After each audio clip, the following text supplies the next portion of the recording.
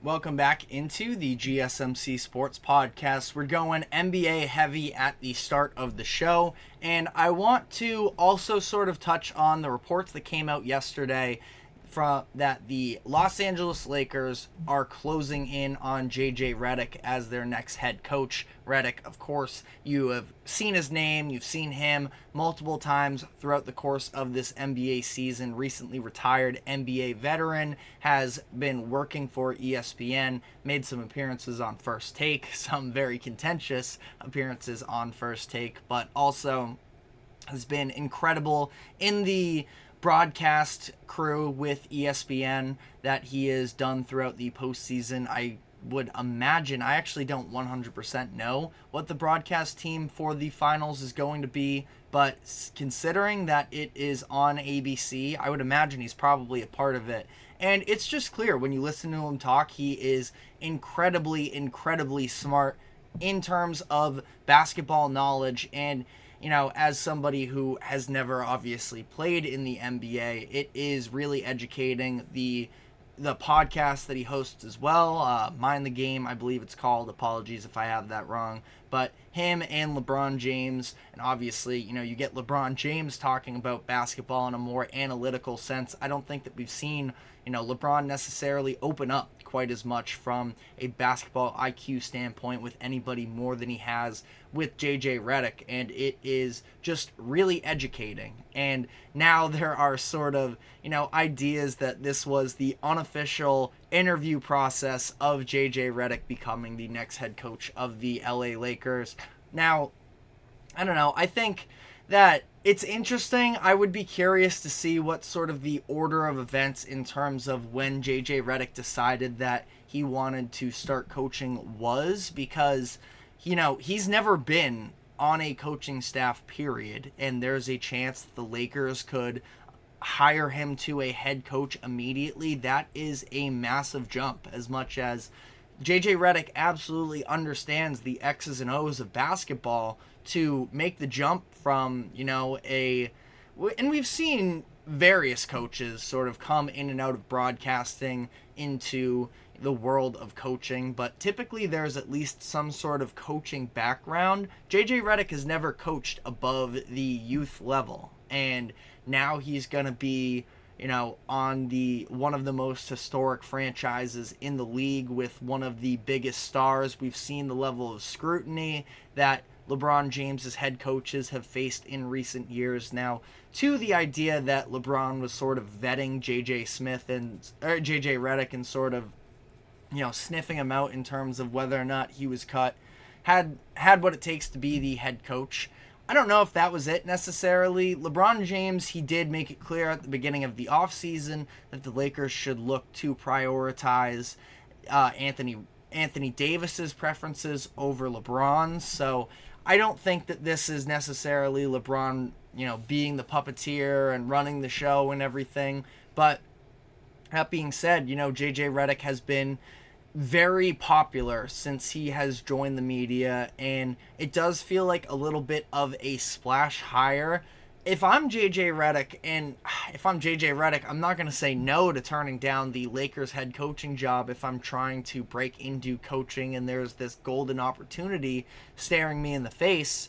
But at the same time, that is a massive, workload and amount of pressure to take on as you are going into, your first season as a head coach. And this is a roster with the Lakers that are trying to compete for a championship. And ultimately, I've talked about this before, I don't think that they are going to be a finals contender next season. So is front office, is the media going to understand that for the Lakers next season, I don't know if they can find their way into being a top 4 seed even. I would sort of consider that a successful season. Listen, you're the Lakers, you have LeBron James, you have Anthony Davis. I understand that you want more than that, but I don't see the Lakers on the same level of some of these other teams in the Western Conference. I find it very hard to believe that the Nuggets, who didn't even make the conference finals, that the Nuggets have obviously dominated that matchup the past couple years. I don't believe that there's anything the Lakers can do to take advantage of a situation like that. You see the way that the Timberwolves have come on, that the Dallas Mavericks, who are now in the NBA Finals, and the Western Conference is just so deep and so tough that, for the Lakers, I would just like to see them not have to go through the play-in tournament, even though from a, win-or-go-home type situation, it's incredibly fascinating to watch the Lakers in those types of games. But at the same time, again, I think that it is just going to be a lot of pressure for JJ Redick in that type of a situation. Now, the report came out just about 24 hours ago. A variety of different networks picked up on it. Yahoo, New York Times, I believe The Athletic did as well, that they are, quote, zeroing in CBS Sports as well. But it has not become official just yet.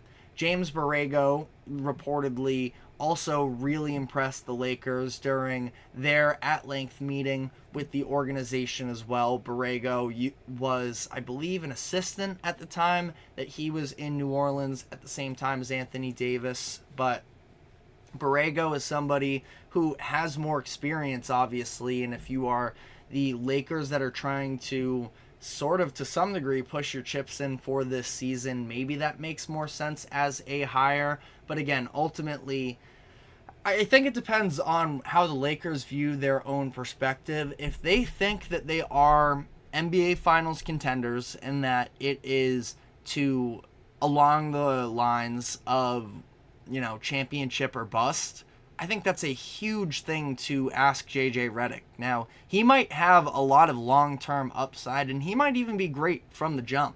But just in terms of, how is the organization going to react if the Lakers don't, come out of the first round this next year or are at the bottom of the standings in the playoff picture, at least, as a 7 or 8 seed yet again? How much is JJ Redick going to get blamed? And ultimately, again, that's a whole different discussion for the Lakers front office themselves. They haven't necessarily given us all too much, but it seems like they are probably expecting themselves to be, championship competitive. And we'll get more answers on that as the offseason approaches in terms of, are they going to move on from their first round picks that they held on to at the trade deadline to go out and acquire more talent? Is their thought process trying to add a third star along with Anthony Davis and LeBron James?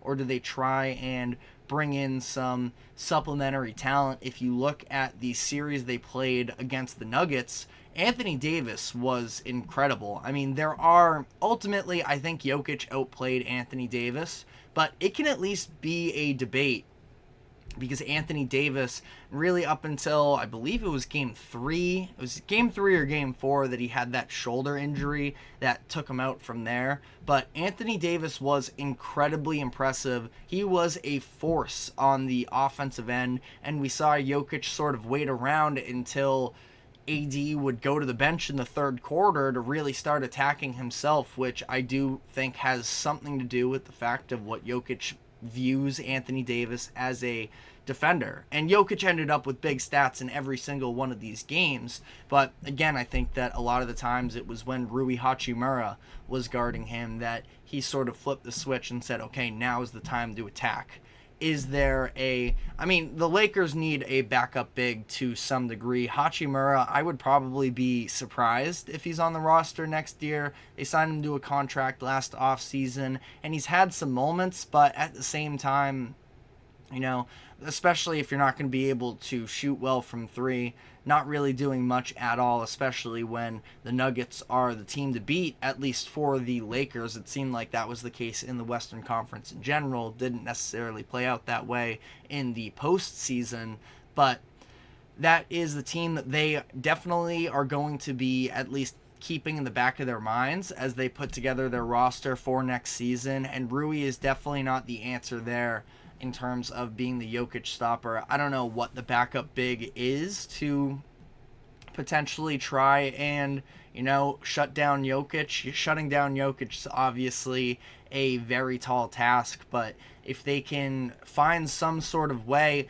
I know that Nick Claxton is probably out of their pay range, but I don't know, even if you can get like a Jonas Valanciunas to take a little bit of a discounted deal. Obviously, I know there are going to be some problems on the offensive end. I don't have the perfect answer as of June 5th. We haven't even necessarily, we're not at free agency just yet. But if you can sort of replicate what the Timberwolves did, possibly to some degree, where there is a possibility to run some sort of a double big lineup, or at least having somebody, a 4 that has some size that can take on the Jokic matchup one-on-one. Karl Anthony Towns is not a perfect defender, but he did a good enough job holding up one-on-one, and that allowed Rudy Gobert to be a roamer, and that's why he was so impactful down the stretch of that series. And I wonder if the Lakers could try and replicate something similar to that. Now, obviously, for them, regardless, it starts with finding the head coach. But let me know what you think in the comments section as to who the Lakers should be targeting, whether or not JJ Redick would make sense for them this season, or if they should go with somebody who has a little bit more experience. But we're going to be taking our next break here. I want to dive into another little bit of an off-season, I wouldn't say rebuild. I mean, for this team, it is a little bit more of a rebuild. The San Antonio Spurs, they came out and said everybody other than Victor Wembanyama and Devin Vassell is available this offseason. So just want to sort of look at where the Spurs currently stand as the pressure is going to continue to ramp up against them as in the years to come, as Wembanyama becomes one of the best players in the NBA. So we are going to be taking a quick break, and then when we come back on the other side, we will be diving into that. Stick with us. Don't go anywhere.